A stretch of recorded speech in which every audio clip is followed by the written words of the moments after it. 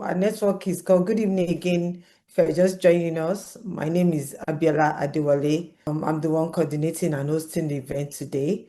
Our platform, our network is called Win with Abi Network. This is our first session, and I'm excited to be here. And why did I form Win with Abi? Thank you. Hi, Di. It's Win with Abi Network is a growing network for business owners, for aspiring founders, that want to learn. You want to connect, first and foremost, connect, you want to learn, you want to grow, and most importantly, win. It's I started my business about 12 years ago, and like I said in one of my videos, I had to learn. And sometimes it's so difficult when you're doing it alone. And thank God these days there's so many communities that you can actually connect with. Most importantly, share your stories, your challenges, and win together. So in this network, we're coming together. Our goal is to help our members win, and also make them investment ready. I think that's important for me because there are so many people that when the opportunities even come, um, they're not ready. So basically, that is Win with Abi network. We just started about a week ago, Abimbola, and we have about 45 people that have joined us. And I believe in the next few weeks, we have much more. And I started with building a profitable business. That's the series, and this is the first episode. And why did we do that? I know, like I was just saying that in Nigeria it's peculiar, for example, because there's so many challenges you face as an entrepreneur. You want cost of running the business, electricity, exchange rate devaluation, multiple taxation, things that you just wake up at times and you're like, who sent me? There are times you just feel like, why am I doing this? And despite all that, people are winning.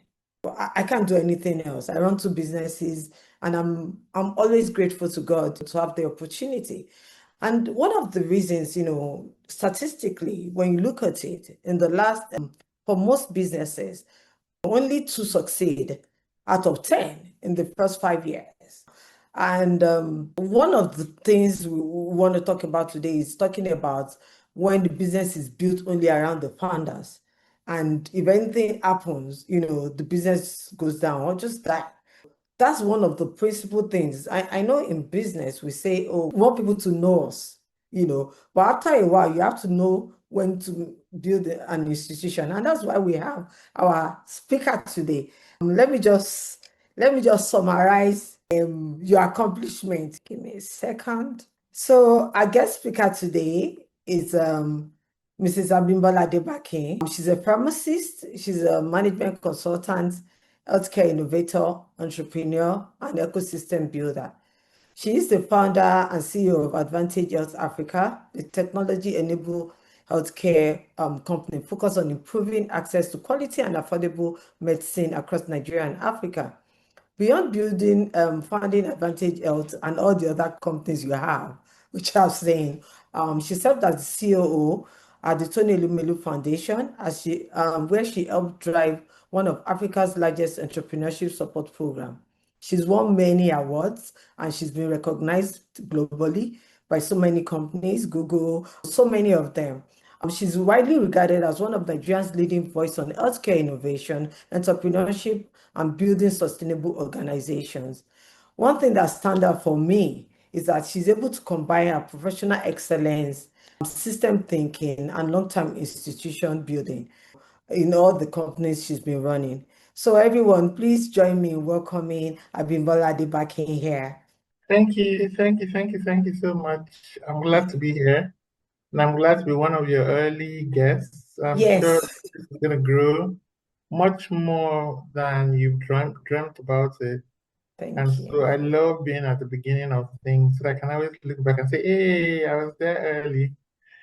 So yes, thank you for having me. And this topic, hi everyone. This topic is really important.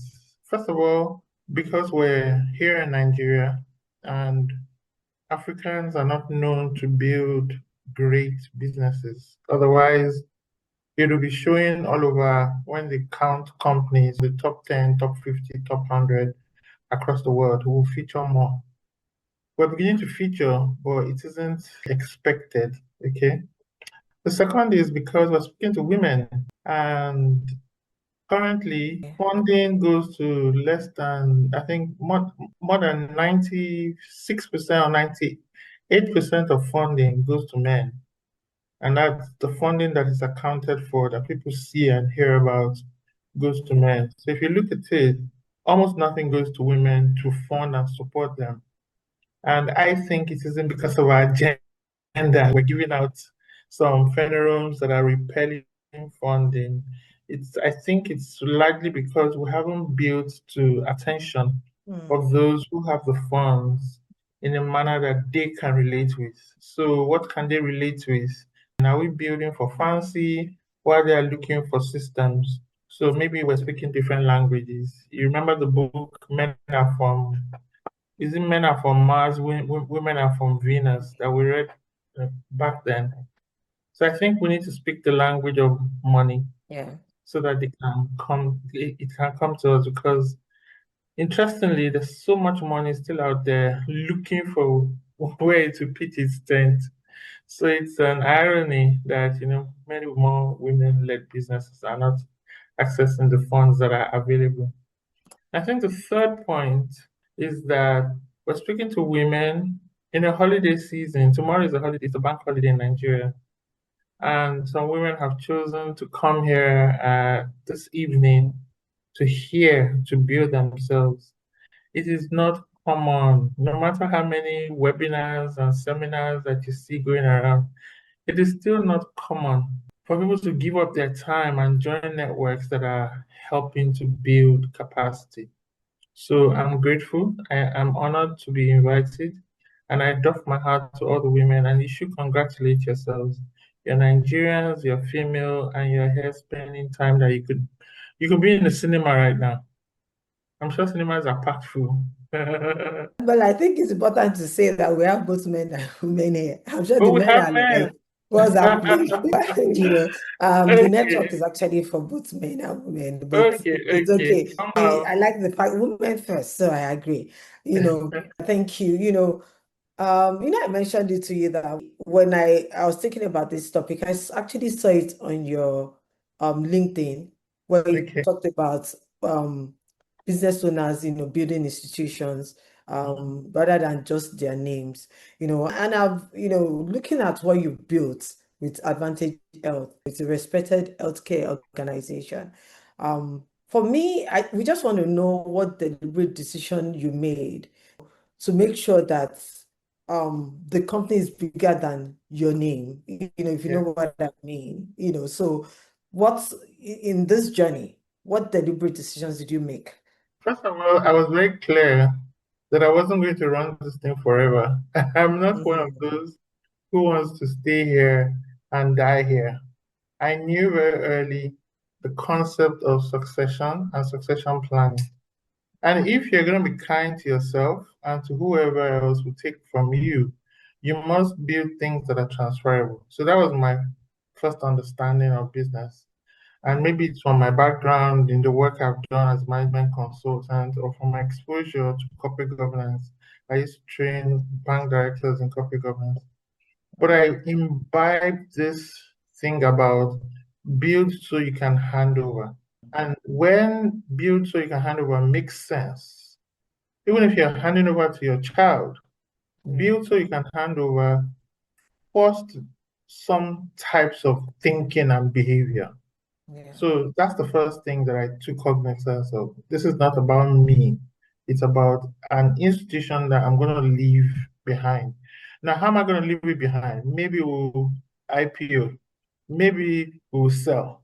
Maybe management will take over. Maybe, someone else. I just knew it had to not die. It had to yeah, survive. And so we built with that intention. And so that first thinking about succession planning, first thinking about systems that could be articulated and documented. first making sure there was a culture, because if you drive everything about Abimbola, so once Abimbola is not there, it will not work.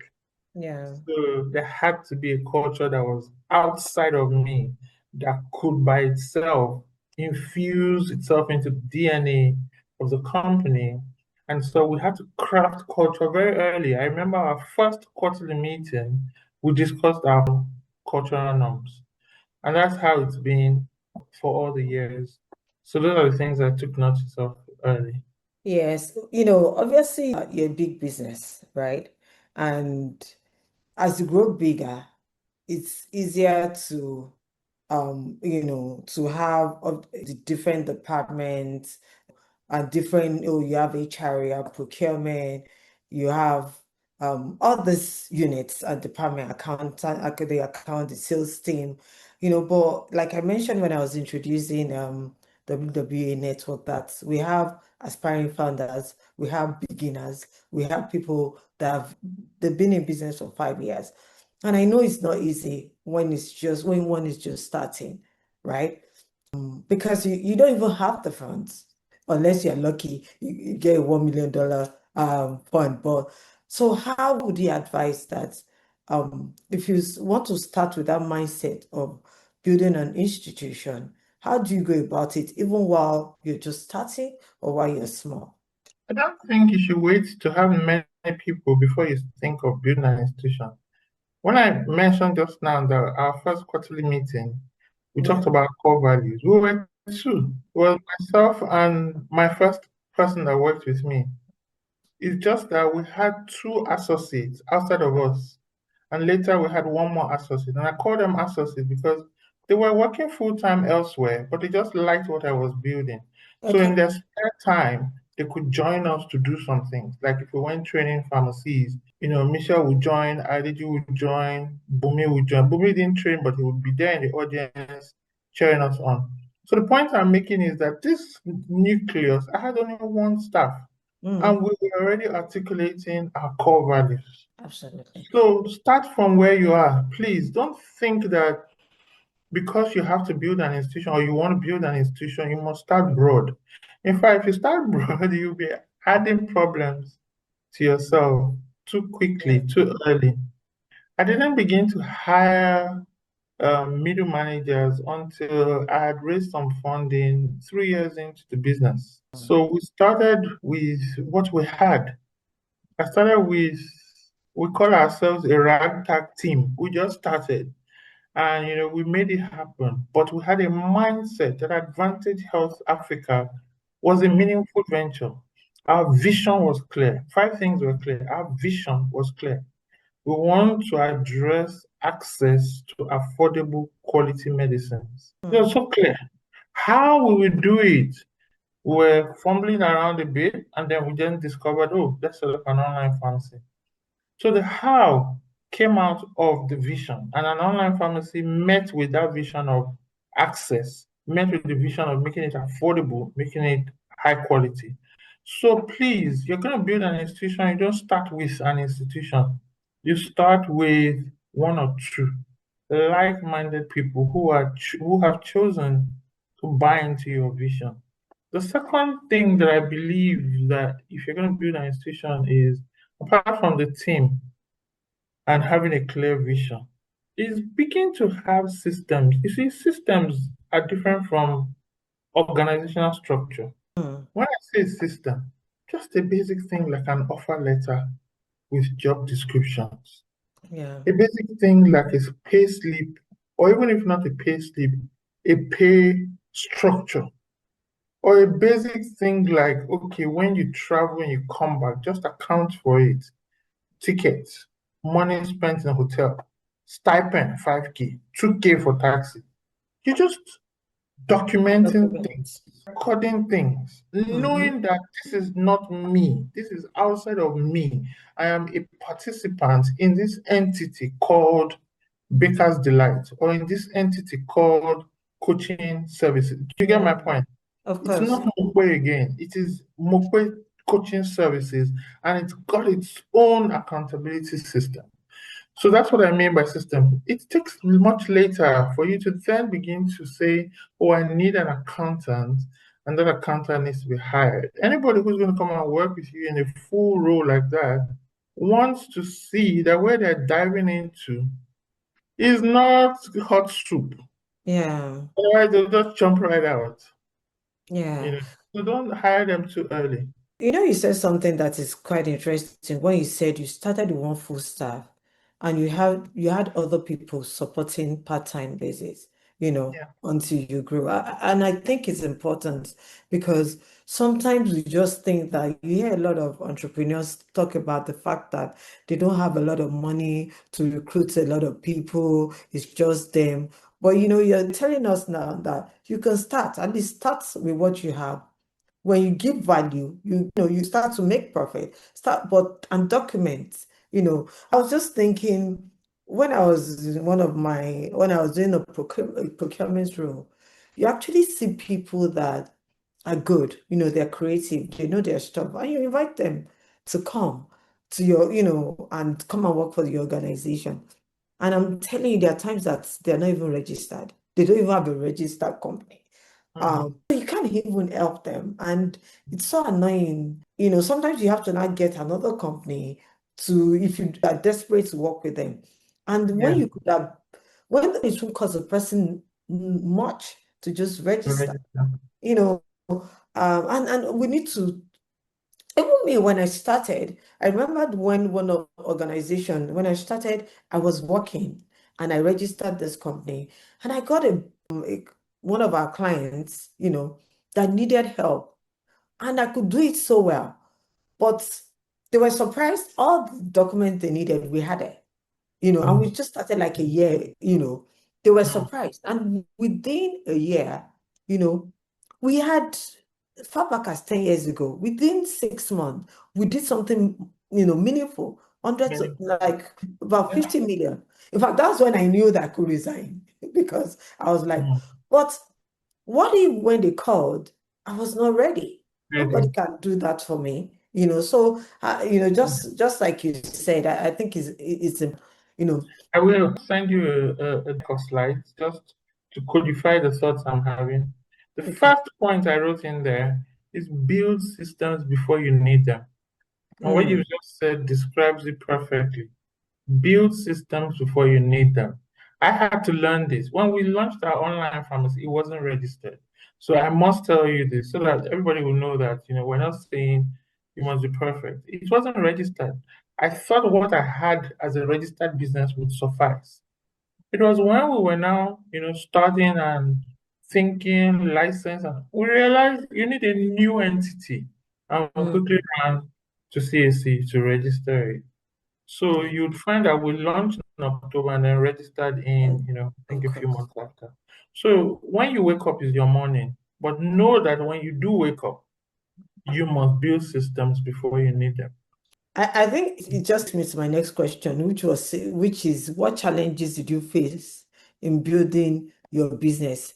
And you mentioned some of it, but and because like we all know, it's not, when I say entrepreneurs, I encourage them. I'm like, don't worry, don't later on you would enjoy it. But what challenges did you face and how did you overcome realistically so that So Abiola, it's very, very difficult for anyone who is having a measure of success to remember the early days of problems Mm, or as challenges. mm, They seemed like the necessary thing to face, overcome, or sweep aside, or come back to it later. So it is when I'm asked these questions that I'll then be, okay, what problems really did we have? So if I'm being honest, they didn't seem like big problems. It's later that you begin to think about it. So some of the things you are going through now, quite honestly, you are going through them. You will pass through and you will almost forget. So yeah. don't let them overwhelm you. The first is people. In as much as I had, full-time staff and volunteers or part-time people, my full-time staff, I'm sure almost every month, his brothers, his mom, everybody was saying, look, go and get a real job. Mm, you know. Because I said, young man, this woman, let her not use your head, that kind of thing. But the young man was committed. He saw something and he stayed on. Stayed for at least 5 years or so, 4, 5 years. And that was remarkable at that time. And it's still remarkable if anybody is here with you in a largely unstructured system, staying. So people, the ability of the yeah, to this thing that you can't yet even yourself say very well is a deal. The second is of course funding.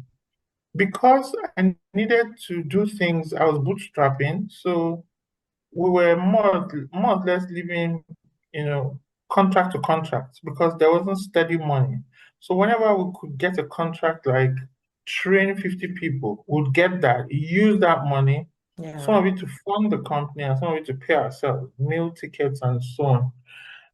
I remember then someone said, "Oh, can you do a business plan?" Yes, we can do business plan. Can you, so we were picking what we can do and figuring out as we went along. So bootstrapping makes you very creative, which is why you might call it a challenge, but I saw it as us, overcoming the hurdles. Very early, we had to win over people who were doubtful. What is this woman doing? She's just Mm. come. Some thought I came from abroad. No, I didn't come from abroad. I just came from another sector back into my own sector. So Yeah. first, someone viewing you as a stranger, they don't trust you. They're wondering, what's all this gram? What are you saying, really? You want us to commit to what?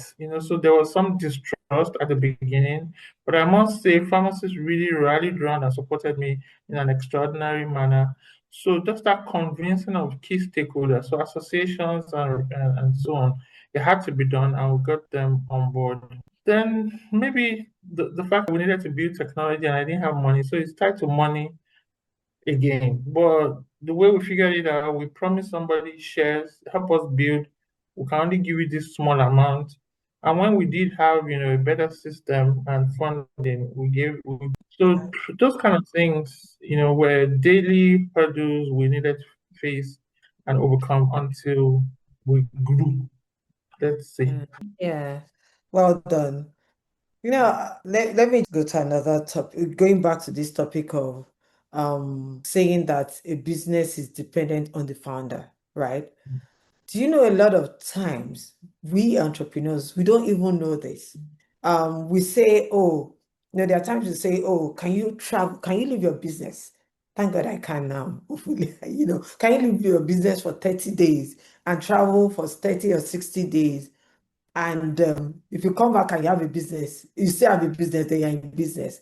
But Yeah. the truth is that we're so into our work that we don't even know um, that the business is fully dependent on us. Some, of course, will know, some don't know. So, from your own experience, what are the warning signs that show that the business is too dependent? Of course, when you're starting, but when you know it's too dependent on this founder, from your own experience, what are the warning signals there? The major warning signal is when a client doesn't want to speak with your staff, they'll wait for you. Yeah, That one I can't have. In fact, you can't, I'll come for gravitas, but I need to push forward the person because the people around me must be, in quotes, smarter than me. yeah, Even if I know everything about the business, they must be experts in their own part or willing to do the work that they are able to stand forward as the expert.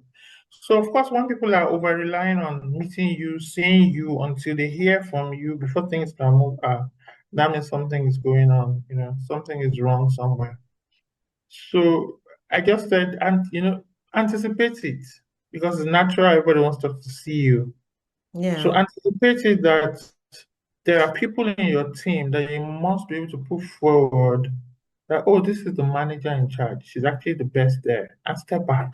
But you've groomed the manager, you've delegated to the manager, you've seen the capacity of the manager, you have trusted the manager with small, small, small. They have the capacity to do the big things. And that's an intentional move on your side as an entrepreneur. It has to be done. It doesn't come by default. It comes mhm, with intention that this thing will not rest on my shoulders alone. If it rests on my shoulders alone, I'm going to die, or the company is going to die, or both of us are going to die. mhm. So, as early as possible, begin to build and expand the bandwidth of your team. First of all, hire great people and then thrust them into greatness. There was a day I was called to speak somewhere. And as we were going, I was out and my colleague was with me. He had helped me to put the slides together. And we're going to an association zonal meeting. And at that meeting, we wanted all their members, of course, to sign up because we were aggregating pharmacies then. We had a target of 1,000 and we were still at 200 and something. As we were going there, I was fortunate to have been called to come to speak. I just told him, Marako, sure, you're going to speak also. He says, eh? How? Abimbola? I said, yes, now. You did the slides. You should be able to speak to it. And of course, when we got there, I was introduced. I got all, and then I said, my colleague Moroccan is going to take parts of this and then I'll round up. And he got up and he did a fantastic job. Today, Moroccan is flying high up and down. But I still know that first presentation I had to, push him out of the nest. So sometimes we do these things not because we want to put people under a spot or on the spot. It's because I need to build capacity of my team around me so that sooner or later they can take over the Yeah. things that I'm handling. When we're hiring someone to run a subsidiary that's doing the biggest for us, I had to look for someone that I'd known from way back who is great at sales. I'm not great at sales. I can't do all that. I don't know how to do it, but he's fantastic. He's perfect. I met him on my journey. I made friends with him and kept him. And so by the time we needed him, he was MD somewhere. So we had to offer him MD. So we said, come, be MD of, and I took the back seat to become founder, CEO. If he wants MD, I am founder. Do you get? The point is, I needed to hire smarter people and move back from being the one, oh, I must be dominant there. I'm not dominant in sales, so he had to come in to be that. Yeah, I think you've kind of answered this question that I was Yeah. thinking that we struggle to delegate, you know. Ah. A lot of entrepreneurs, I'm sure this today, they just believe that no one can do it better than I can do it, you know.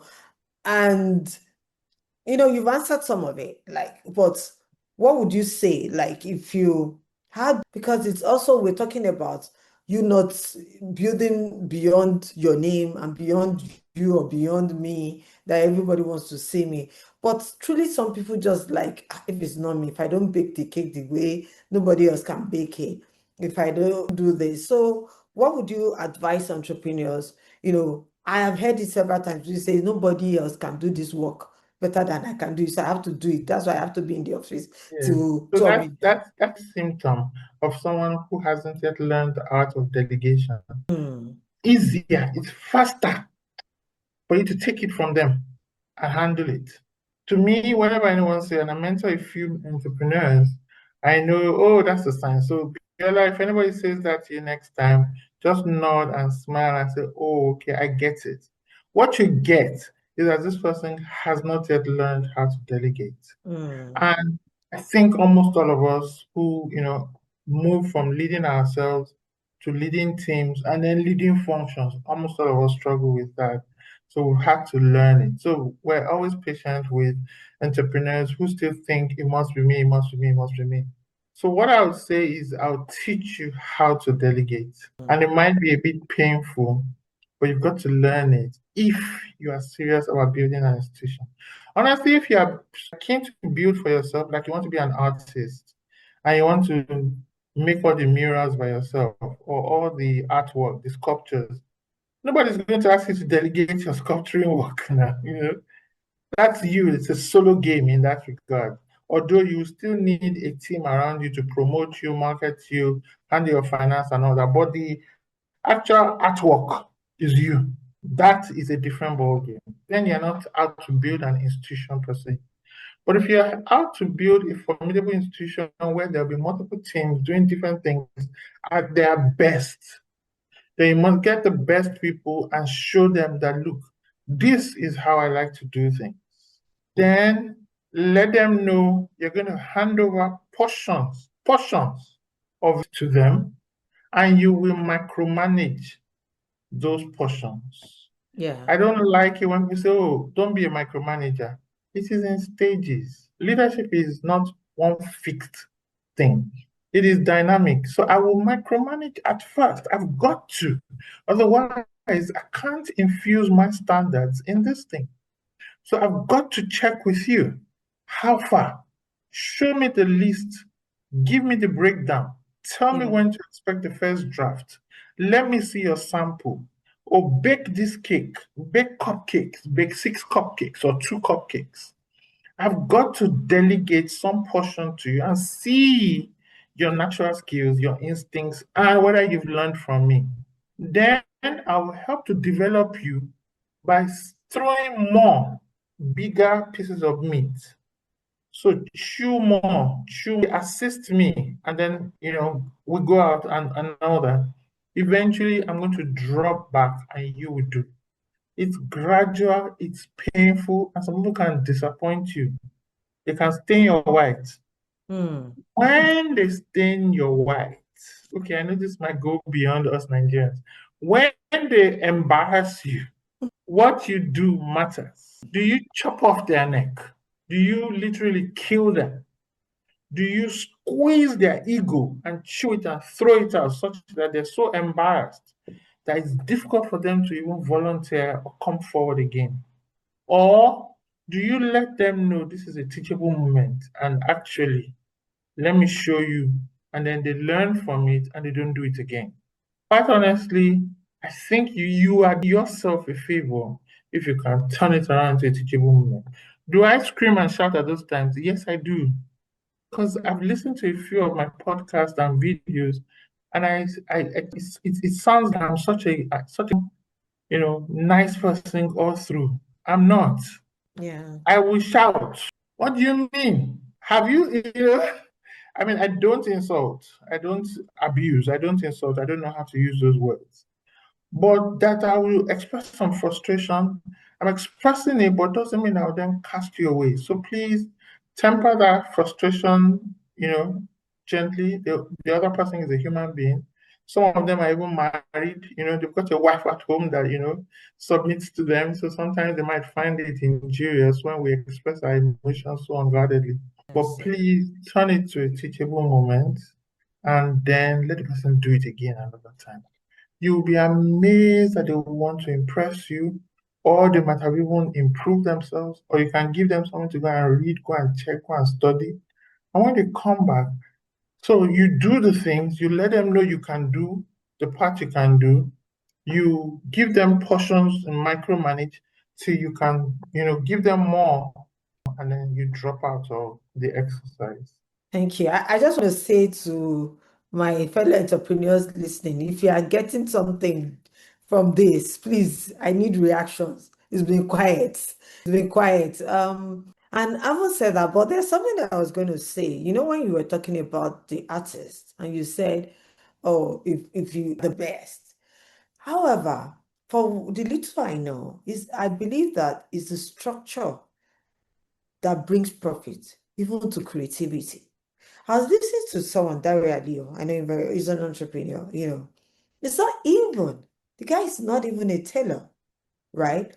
But he employs tailors. He runs a billionaire, I'm just like, he is in about 4 or 5 countries.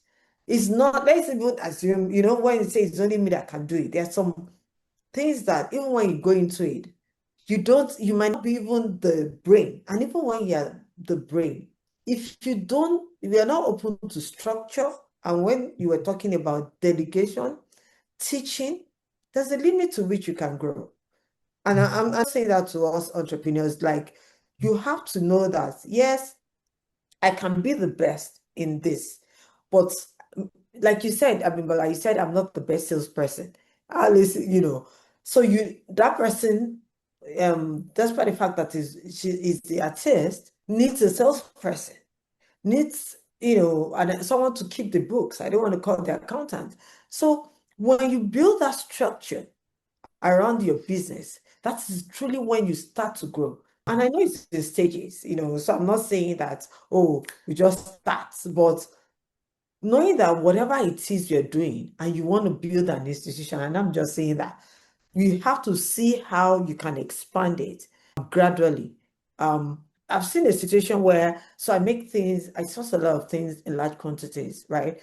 Sometimes 10,000, hundreds of thousands, There are times that I'm forced to go outside the country because even though you have a lot of people that can do it, but they can't mass produce. If you have to wait for them to make 10,000, you're going to wait for the next 2 years. So when I say, okay, do 1,000, I'll go and get the rest in China, you know. So if you want to, to me to say that, to expand, people ask a lot of questions. How do I scale? And you have to know how to turn that creativity and put a structure around it. That is when the big money come in. I'm not the speaker. Let me keep quiet. I Okay, know, but so you're making a solid point. I remember then we had some advisory guys. I call them advisors, board advisors. We didn't have a full board, we had advisors. And one of them came for those quarterly meetings. And at those meetings, I like my team to present what they're doing. Maybe we were about 8, 9, 10, I can't remember. And after the meeting, he, more or less patted me on the back. Not physically, but just to say, oh, Abimbola, you're doing quite well. This is nice. This is good. And I was waiting for the but, when someone is saying something and you can hear but. yeah. And I then said, oh, but he said, well, but you don't have anybody that can challenge you in that thing. And I said, oh, my people can challenge you, they can talk.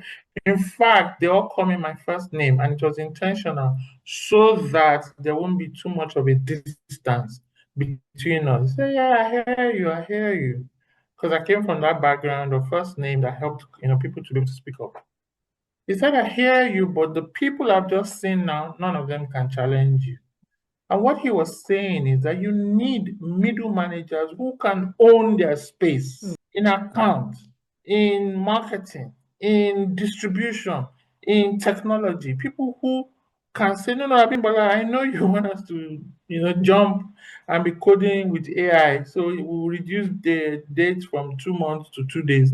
There are these implications, there are these costs, there are these things, and they can stand by it. Because when I thought about it and I realized, quite honestly, I have guys, I have me, but they can't fully challenge me to the point where they can win an argument.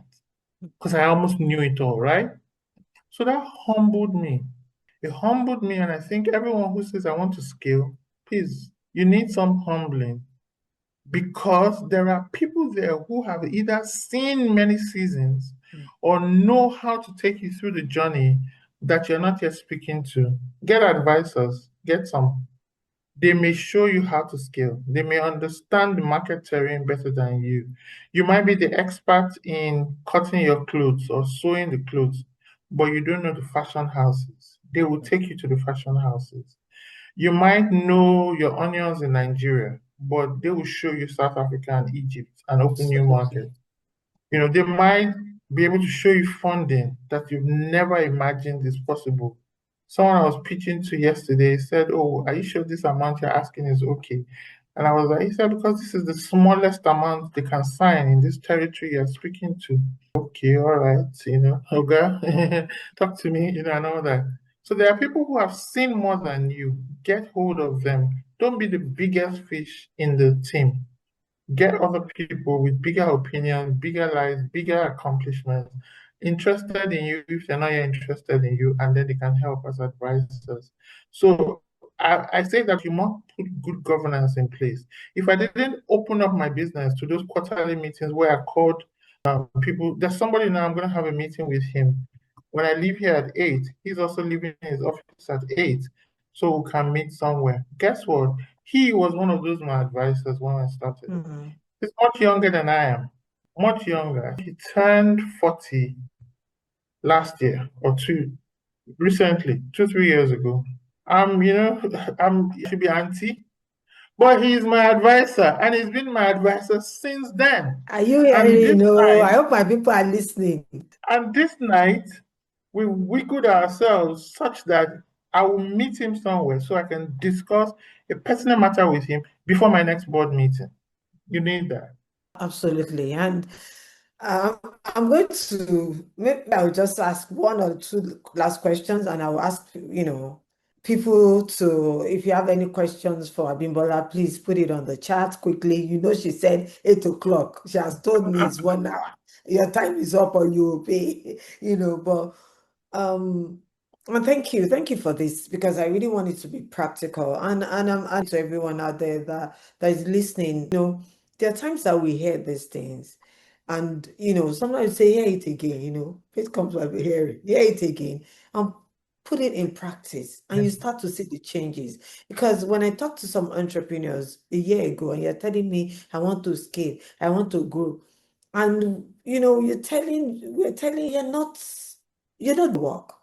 No, no, you can listen, but we have to also do the work, as entrepreneurs. I'm just talking to us, to see those results, and they would eventually come. So, well, I haven't said this, right? For someone that is aspiring for the business to grow, and I says, I want it to be bigger than Abiola and daughters or sons, what are the three things you would, at the top of your head, that you think that a small a medium company that is open to start doing businesses like you're doing with in other countries, or even just going bigger in Nigeria, what would you say the person should at least do?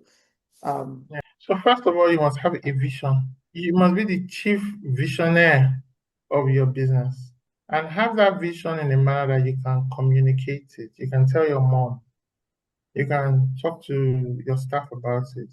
You remind them often, this is where we're going. In our own vision, we said we're going across Africa. Till today, we're still in Nigeria. hmm, But we're going across Africa, and it affects some of the ways that we behave. And we keep reminding ourselves that Africa still is waiting for us. Africa needs us, blah, blah, blah. It's a name. It's Advantage Health Africa. Many people call it Advantage Health, Advantage Health. Let it go. Sometimes I say, please add the Africa.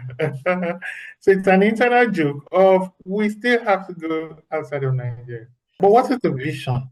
We must show that 50,000, 5 million, so people are getting their medicines and they are short of the quality. They're getting it at the right price, and we brought it to them. We made it accessible.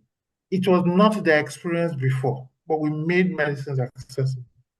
That vision informs the kind of things we do and the kind of projects we attract. We're doing a project, a multi-million dollar. It's about getting medicines or healthcare with teleconsultation and all of those things to female farmers in the hinterlands. Is that vision informing that project? You get the point. So have a vision, let it be clear, and you can keep adding to it, but please make sure you have a vision and a purpose for doing what you're doing. Otherwise, some days you don't want to wake up from your bed. It's really tough, it's really hard. When you made profit last year and you have double it this year, and then exchange just makes nonsense of everything. And even yeah, your double is not up to 40% of what it should be when you convert it to dollars. So it makes you look ridiculous. But you beef up, you wake up, and the next year you then continue. That takes a vision. The second thing I believe people must do is put system structure in place early. You said it already, before you need it. Have all of the governance system, the compliance system. There's some I'm still struggling with. We did a due diligence recently, and some, very smart lawyers look through and say, you don't have this, you don't have that, you don't have, we say, okay, thank you. Help us write them. Or everything, write it. So we have, and then the ones we don't have, we're still catering to them. Please have the basics and then keep adding up. So have a system, have a structure, and have all your compliance in place because it could embarrass you tomorrow. Because government can be your friend and government can be your enemy. So yeah, please, have that in place. The third is your people. Your people must have structure. They must have culture. They must have a purpose. They must be with you for a reason. If you're hiring family, do it with fairness and transparency. If you're firing, do it in a manner that everybody can understand why you're firing. If you're promoting anybody, do it in a manner that will motivate others, not that this one, they promoted this.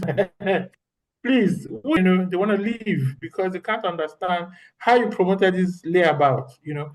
That's what I mean by fairness and transparency. And then your people, let them also build up, let them grow by being with you. mm, Expose them if you can. There are a few people my company now that, they had never traveled, they didn't have a passport before.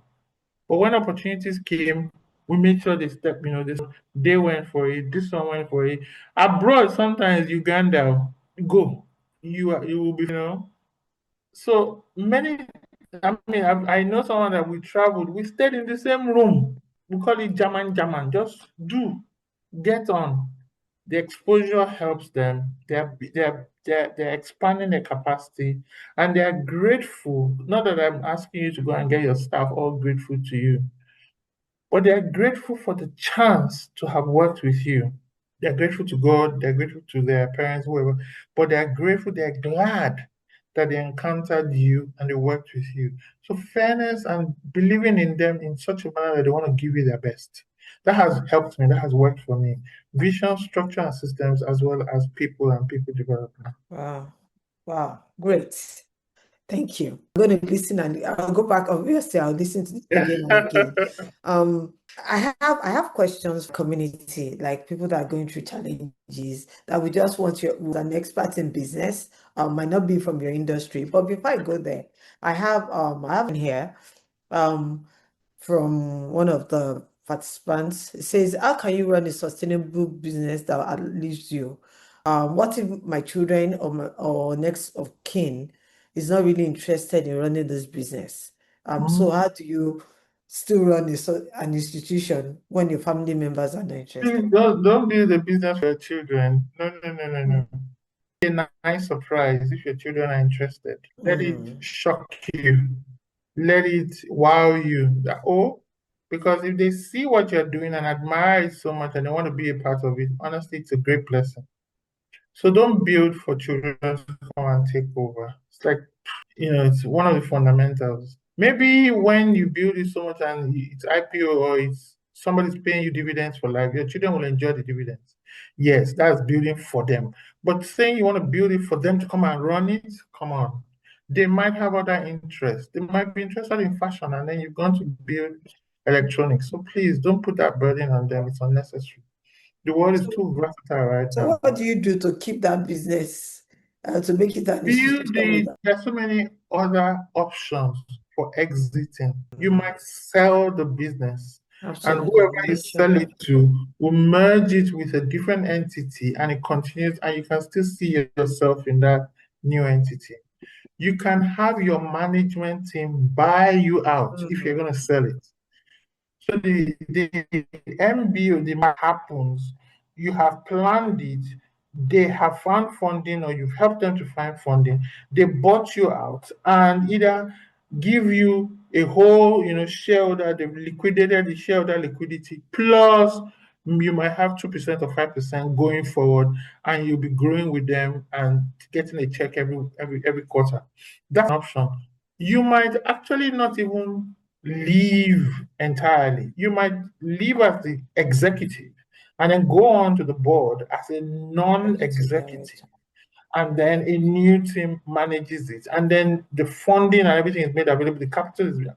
But you are still relevant in the board if that is essential, if it serves the company. You might exit fully, you know, and have dividends in it fully, and you're just receiving. So there are all sorts of exit plans that are possible now. Yeah. So please, think of those. The important thing is when you leave as a presence, is there a team that feels committed enough to say, this thing, it must grow under my own watch? Yeah. Have you sold that vision to them so well that if you were making 1,000 cakes per month before in your own era, they have grown the market size so much that you need to be making 10,000 cakes, and it happened after you left? You saw the vision, oh. You saw 10,000 cakes before you left, or you saw 10,000 and then now you're seeing them doing 15,000. There's something you left them with that showed them that there is there's game for them. They will benefit. They will own more. They will smile home, and they will still be doing your vision. Do you get the point? You Yeah, must sell that absolutely. to your team. If you don't sell that, then what's the essence of it surviving? Let it die and you go and do something else. Yes. Yeah. Absolutely, because I know a lot of entrepreneurs are like, or we're trying to, way our parents used to do then, like you have to study, you have to be a part of this. Thank you so much, Abimbola. And I know that we're running out of time. I'm still expecting questions, more questions, but I just would from members of my community. I'll be quick ask you to advise them with their current challenges. So we do that. Well, we'll be doing that. This is our first speaker.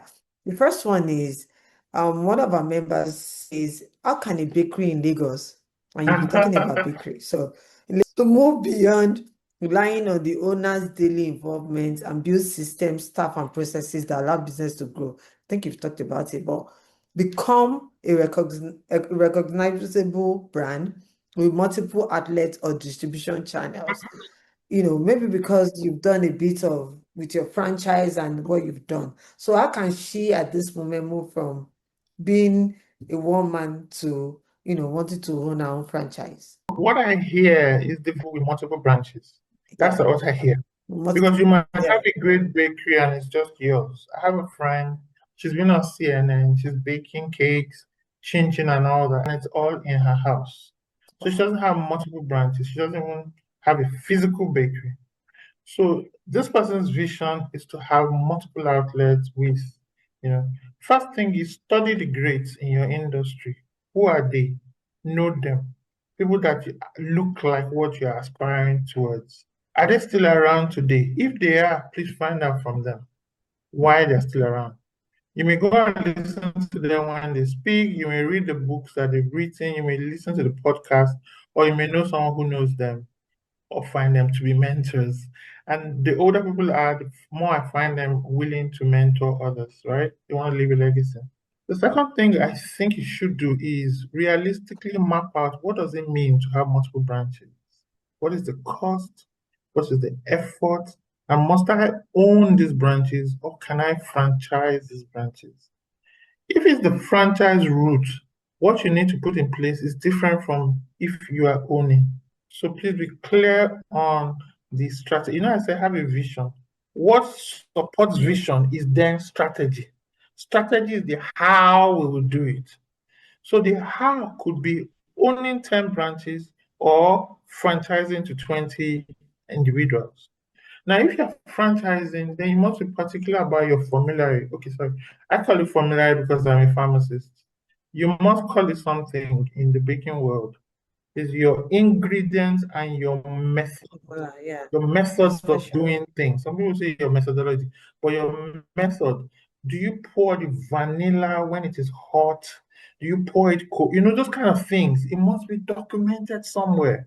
You might hide it and then package for them a whole concoction, but it needs is one vanilla, turmeric, and so on and so. Boil it to them, and they must use 2 teaspoons of it for every 5 kilograms of flour. Those kind of methods are then what you pass on that make your own products unique to yourself. But if you yourself have not documented, when you want to make cake, you just a sprinkling of of cannot be translated because another man's hand is big. A sprinkle is a whole, while your own is a pinch. So documentation, that's all part of the systems you will have. Then subject yourself in one way or the other to scrutiny. Find governance systems that will work for you and then ultimately will pressure you. The directors are not there to pamper you. They may start by liking you and wanting to be advisors, but once they are directors on your board, they are exerting. They want some minimum level of performance to be settled before they now start pushing you for high levels of performance. And I love it because that gets you up, gets your juice, your creative juices up, gets your competitive, lights on. So that's important. And then please begin to be in the rooms where growth is happening. You've got to be in the rooms. One day, someone will just say, "Oh, I'm opening 10 supermarkets." You say, "Oh, can I put a showcase in each of your one?" And boom, you have 10 outlets. Just like that. Be in the rooms where growth is happening. I can't Thank you. overemphasize that. Thank you. I have more questions, so let me rush. The second person in the group says, so she's starting, she just started her business. When everything feels urgent. What should be ignored versus double down on in the first 90 days to grow Yeah. for rapid growth? Then she says, how can a growing entrepreneur build credible and pipeline quickly as an unknown brand without recognition? But I think the first one, when everything feels urgent, how do you prioritize? It's a lie. It's a lie saying feels urgent. But you must recognize it to be a lie. You are the ones to discipline yourself to recognize it to be a lie. And I always like to use the Stephen Covey model, 2 by 2, that says urgent versus important. If you've not come across, just Google it on after this session. Urgent versus important. It's a matrix. Throw the things that are only you that can do them and they must be done quickly. Put them in the urgent and important, box. There are some other things. They are urgent, but they're not important. Like there are some emails that you must respond to. They're not they're very urgent, like a phone call. My phone rang now, and I'm in this important meeting. It's urgent, but it's not as important as this meeting. You get? So there's some things that you can delegate. You can Yeah, push them to your assistant. Some have virtual assistants nowadays. But a physical assistant with virtual assistant, push, say you deal with it. Call that person back and get what they want. Then there are some things that are important but not urgent. Now, the importance of those things must catch your attention. You must then create an urgency system to make them urgent, like getting a certification. If in your business you do woodwork and your mm, woodwork, you learned it, out of school, you say self-taught. But there are some jobs you can't do for Chevron until you bring a certain certification. absolutely. That certification is important, but it's not urgent because Abiola is still getting it to do her bookcase. Abimbola is still getting it, you're busy, but it is important in your industry to have it. Create a sense of urgency around those things. Give yourself deadlines or break down, say, look, register for it. Boom, milestone done. Then read, then pass the exam. Over 1 year, almost done. So put milestones in place to make those important but not urgent things, make them more urgent. The not urgent, not important. Everybody, we have them. 2 hours, you're scrolling on your phone. It's not urgent, it's not important. There's some posts by my favorite posting people. They will be there, they won't delete them. I will see them next week. I'll see them. I will come back. I'll still see it. I'll do Yeah. it later. Mm. So use that quadrant. It almost always disciplines you to be a better person, a more productive person. But she also asked that how can a growing entrepreneur build credible and pipeline quickly Use the as an platform. unknown? Use the As platforms. yeah, you Yes, are available. I had to use the association. So I went to look mm, for the heads of the associations, the wow. community physicists and the PSN, that's the Pharmaceutical Society of Nigeria. And I introduced myself to them. And one or two people will, say, oh yeah, I know her, oh, I recognize her. And then from there it snowballs. So snowballing method. Get one person that will introduce you, and then that one will introduce you, and all of that. So I got the associations. I got someone who was doing very good work, Shina Okanubi in pharmacy, and I tagged along, and he introduced me to our registrar. It was Mm, one day that they were expressing concerns, the registrar, that I said, oh, I can do that. The work I used to do at Tony Willie, I did so. So I did a system for them that's still running till wow. today, training interns. So I gave them something before I now went to meet them for something. So choose, offer your services, volunteer, be present at those association meetings if that's where you go. Join these unique to you. It's your own. Own that space. I used to talk about aggregation. Now everybody knows aggregation. But I was saying it like it was some brand new word. It was not new, but I was bringing it into my own industry because I had done some aggregation before as a consultant. To set up ATMs, we had aggregated the top 9 banks to do some things with them. So I came with that industry knowledge and I came to use it in pharmacy. So find something you are good at and use that to begin to make a name for yourself. Absolutely. One last question. One last Yeah. one. I gotta Um, go. So Please, we'll thank finish you. in a minute. So a member says how to attract, I think I summarized it.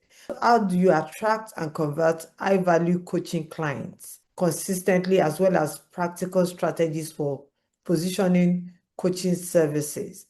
So she's a coach, building credibility, generating quality leads, and creating a sustainable client acquisition system without relying solely on referrals. So how does she make this coaching business Yeah, bigger than it? I'm not yet a coach. I hope to be. And so I can't advise her more intelligently than to ask her to get a mentor who is a successful coach Yeah, or read a book from a mentor that coaches so well and builds so well and do power with them, learn from them. Maybe you shadow them, maybe you volunteer with them, but you must find an example that you can go and pitch your tent with. yeah, yeah. Thanks, and do podcasts, do trainings, and Yes, step out there. Yeah, I was step trying out to there. learn something, and my friend says, "Oh, just go on my platform. We have it all there." And guess what? I got on the platform. It was 200,000, 300,000, but I had to pay because I really needed that skill. And she's traveling all over the world, but anytime you go on a platform and you go and learn it, you pay for it. I So must do that actually. I must learn that also. Yes, exactly. So it's also it's how to scale this. That's just my thought. How do you scale this coaching? You can't coach everyone, Yeah. no matter what, individually. So she can also try to just commercialize Yeah. it in another way. And Okay. it was interesting when she said, "Oh, just go on my platform." I went on the platform and I had to pay, and I paid. There was even no discount. And you got Um, value. You get value. yeah, of course I did. Of course I knew what I was looking for. I did, and so she's making money in a business and also making money by training people without being there. And Yeah. when you learn the first one, if you want to learn another one on the platform, you pay again. I'm like, You no, I'm play not again. paying. I must I learn have to from find this a way. person. I have With to find me. a way to have a one-on-one to say I paid for this.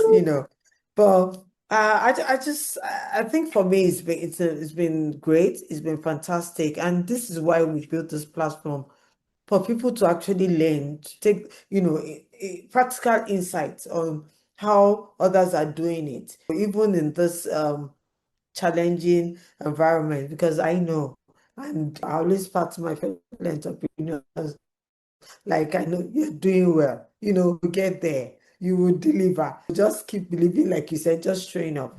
And I hope we've learned something from everything Abimbola has said today.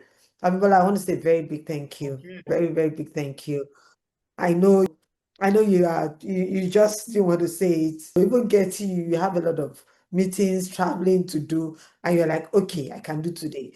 Even at a very short notice. I just want to say thank you for pouring into us. I've learned a lot, and I'm going back to listen to it, and I'm sure I'm still going to pick a lot of things. How you talked about using technology to solve real life problems in Nigeria. Thank you so much for joining us. And I hope we'll call you soon. Today, I think we're about 20s, or, when we are 100, 200,000 to come and say, yes, come back, see what we've Okay. done. Thank you for your time, Bye, and everyone. have a wonderful Uh, bye, Abimbola. Thank you so much. okay. And to everyone, thanks too for joining. Thank you for joining WWE Network. I hope you learned something from this. When we started, we said we want to connect, we want to learn, we want to share our stories, we want to grow together, and most importantly, win. I've learned something today, and I hope this last 1 hour has been worth it for you as well. We would have, I think, tomorrow, same time tomorrow, I'll be available for us to connect. That's all the members, since we joined about a week ago, to connect. And if you have other challenges you want to discuss with other members, and we can, just give you our own advice, or if we've worked that part before, tell you what we've done, please